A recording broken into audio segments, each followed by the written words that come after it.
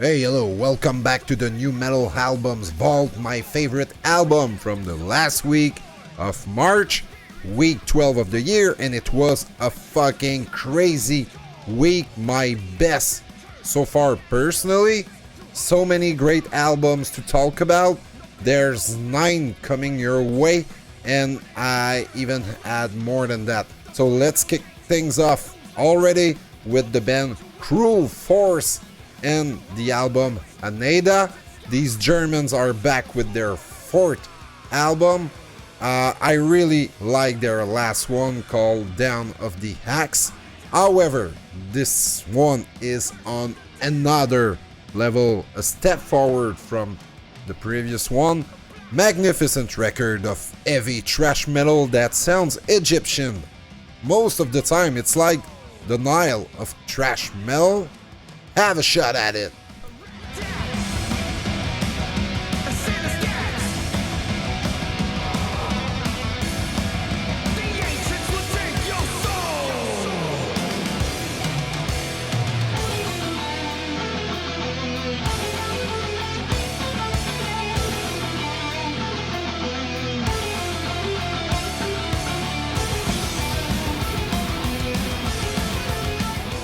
Seriously, the guitar playing by Teutonic Slaughter is so enjoyable.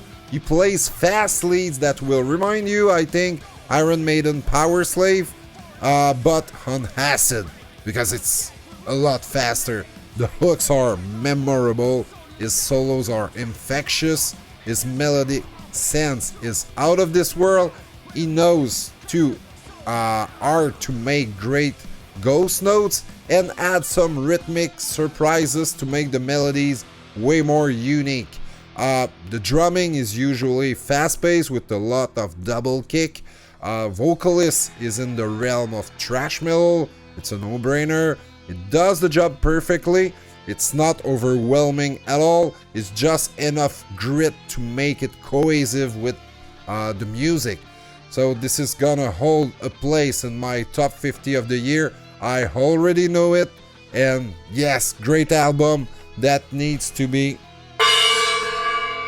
gonged because it will be in my top 50, I'm sure. Mark my words.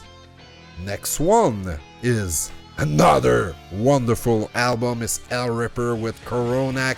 It's not the first time I'm talking about this staggering one-man band by James McBain, who's from Scotland. I had the opportunity to have a much friendly talk with him on this channel. If you missed it, you can check that out on the channel. His 4th full-length album is called Coronach, like I said, and it's a worthy successor to the breathtaking Warlocks, Grims, and Withered Hags.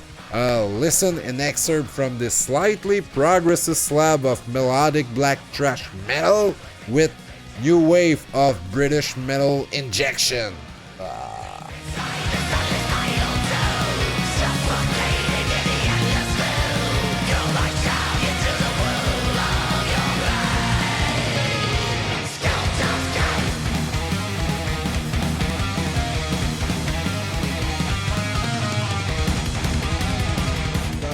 This record doesn't have even one riff I will change. His sound evolved. Again, the body of work is very diverse and incorporating some occasional atmosphere in the back. Super fluid transition and great hooks all the way through. His vocals are a force to be reckoned with, a powerful arch screaming vocal, some deeper growls, enchanting cleans even on the title track, which is the most adventurous track on this album. It reminds me a little bit the closing track of the previous album, the song called Mestos to Worm. That song is so fucking good. I love it to death. The riffs here are mind-blowing, intense. I have a urge to headbang when I hear this freaking album. The lead guitar playing is exactly in my realm. Sounds old school thrash and new wave of British heavy metal. It's very melodic, those solos. I could talk an hour about this freaking record, and it will be near to the top of my top 50 of the year. That's a certitude. So thanks, James, for providing such creativity and hard work. This is... Let's go with the next one, and it's called Winterfylleth with the Unyielding Seasons. This band from Manchester, England is back already after their 8th album that was released in 2024, and they show no sign of slowing down at all. This black metal record is everything you like from this band. It's just melodic enough but still somber and obscure atmosphere in the background to create a large landscape of sounds. Try this, fucker!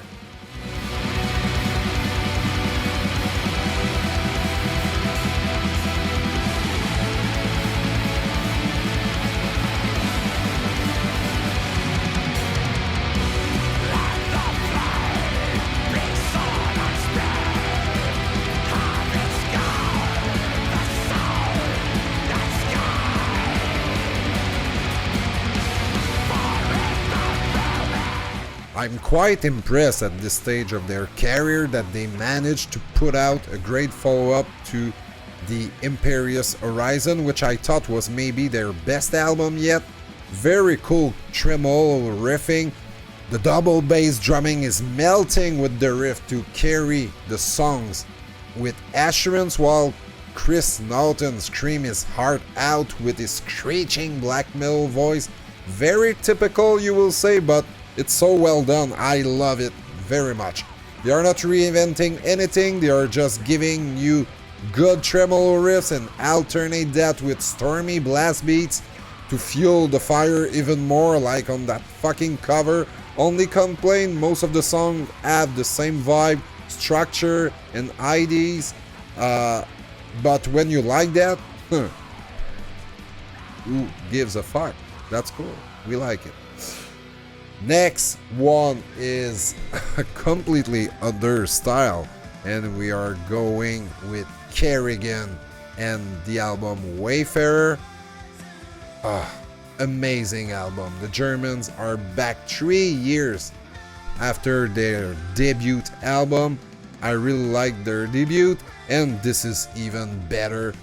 Are you kidding me? This record is such a pleasure to listen to. A feel-good album that will crank the volume while driving. I just imagine myself driving under the sun with the beat like to the roof. It will be a pleasant time. They play heavy, mostly in the vein of the new wave of traditional heavy metal. Think about bands like Traveler and Hunt. Now listen.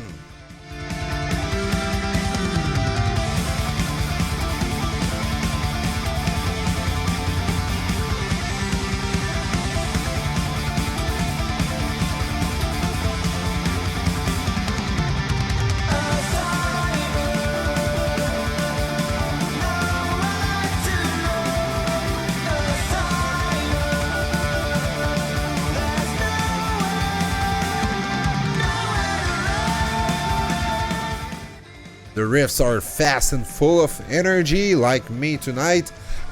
Straightforward songs that will make you smile, especially with the nice, mellow, charismatic, high-pitched voice of guitar player Jonas Weber. I love everything about this album. It's not pretentious at all, but it delivers all the goods. Super well balanced, and you can't get wrong with a cover like that. Adam Burke, again, motherfucker is talented as hell. Yes, love it. If you like singing melodies and you can stay far from evil music for like 42 minutes, you will enjoy this. It's not that cheesy, it just sounds like 80s classic with a modern vibe. Super fun album.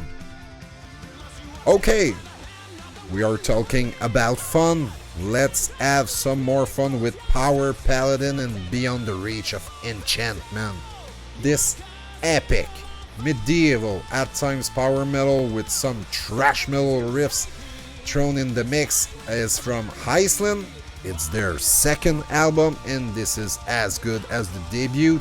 I had also the pleasure to metal talk with their mastermind Ingi, who composed most of the material, plays guitar and the lute, that medieval old instrument that is very cool.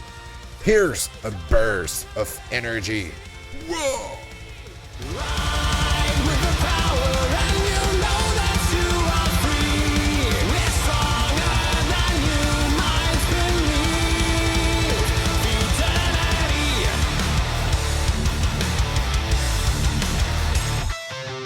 Indoctrinate the faithful to believe you. Twist their soul towards the path of insanity. Eviscerate defiance and design. Singer Alti Gozloksen has an exceptional voice. It's very clean and he can throw a bit of grit when it's needed.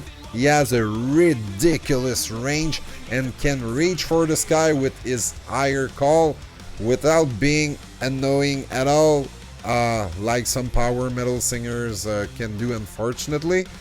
He's so in control of the highs and it fits perfectly the music. You will get a lot of speed throughout this record. Double bass drumming, many beautiful epic leads, and very melodic solos that are so welcome and fit into the song just like, it was meant to be. There's different type of tracks on this record, really energetic songs. Just take a look at their hilarious video for the song Sword Vigor. They have more traditional double bass driven tracks. They have also a closing long epic that shows some nasty Metallica and Justice for All era riffs. Really like those parts and the greedy voice is on top. Some medieval lute at some moments in some songs. Progressive elements, the production is stellar. My favorite power metal album so far for sure in 2026. It will make my top 50 for sure. Yeah! Fucking again! I can't believe that 3 times in the same week. Okay, let's go with Stratus Abnormis and the album Perihelion. Or Perihelion, I'm not sure of that. I just discovered this band 2 days ago, 2 days. And I have to include them because this is a trio from Finland and they are mixing different genres, and I found this quite interesting enough to share with you. Indeed, the general envelope is industrial metal, but we get some melodic death metal, dark orchestral arrangement that meets with symphonic black metal on some occasions, but it's not pure black metal. It's like a bit of mellow death. It's its own beast. It's a bit of thrash metal and heavy metal also. Hear them out.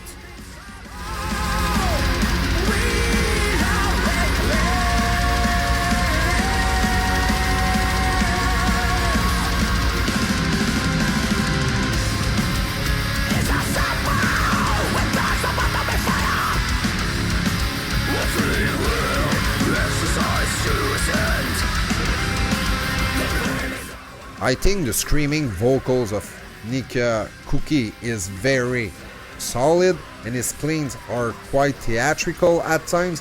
He has definitely a powerful voice and he can reach higher notes as well. I've listened only twice to the album, but there's still room to grow on me, I think so.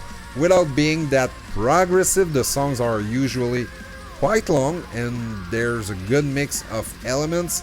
It can blast, you have some ambience that are threatening, but some passages are also close to heavy alternative metal. You get some nice solos here and there. There are Fiends after all, so there will be good melodies. So that's it for this one. We are going into another territory completely with Rivers Ablaze and Inexternal Dread. Another band that just put my hands on lately. They are from Hungary. Yes, Hungary. There's not a lot of bands that are coming from that scene, and I think it's fucking refreshing to have a band from there. And they play death metal with melodic passages without being melodeath.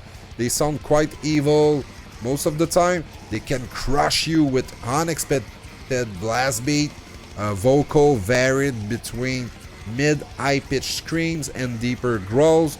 You get also some clean vocals over the top of clean guitars, or when they decide to slow down for a while.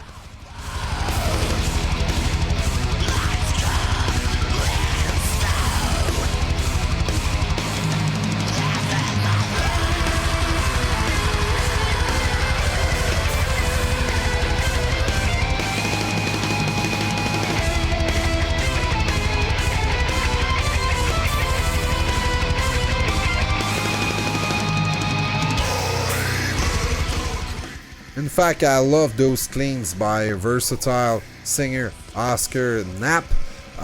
Could have been straight from the classic Mastodon album.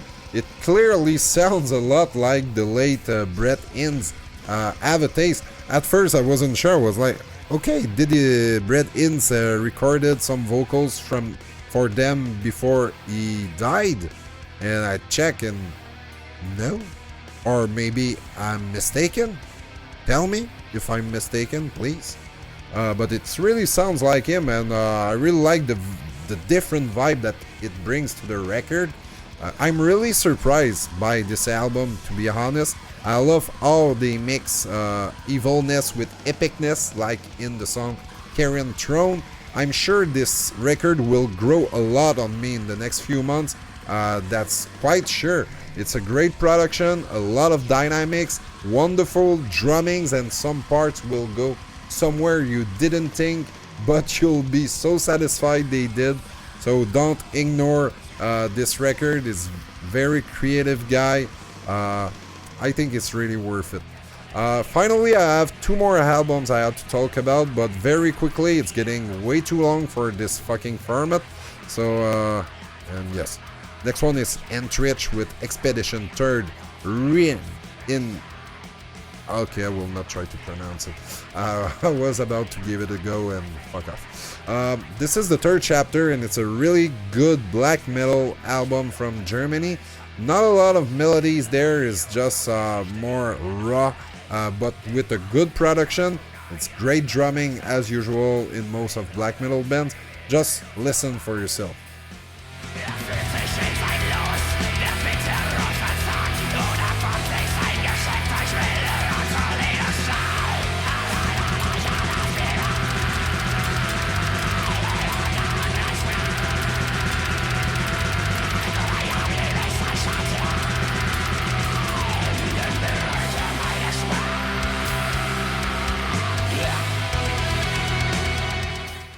Another album I want to talk a little bit about is Defacing God with Darkness Is My Crown.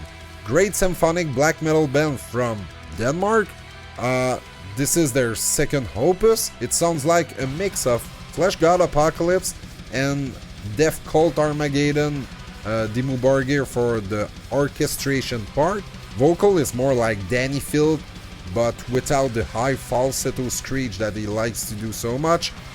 There's some mid-tempo passages that are very welcome, and singer is Sandy the Lily. Sorry, Sandy, it was disgusting how I pronounce your name, but I just don't know how. Tell me. She likes to add some clean vocals behind her screams during those passages. I love the effect it has because it sounds way larger, even if the scream is staying at the forefront of the mix. It's melodic and bombastic. I like it very much.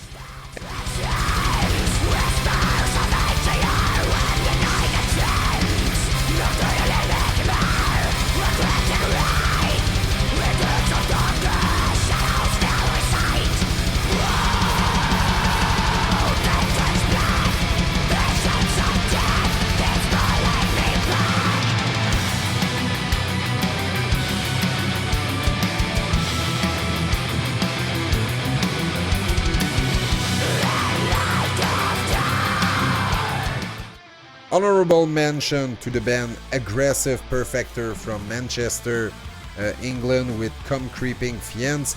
Good piece of black heavy thrash metal, but I didn't have enough time to listen to it more than once. It's worth checking out. I wanted just to let you know that it's a good album. It looks like it's very good. Did you know about all those records? It's been like 10 records talked about. What was your favorite new album from that incredible week 12 of the year?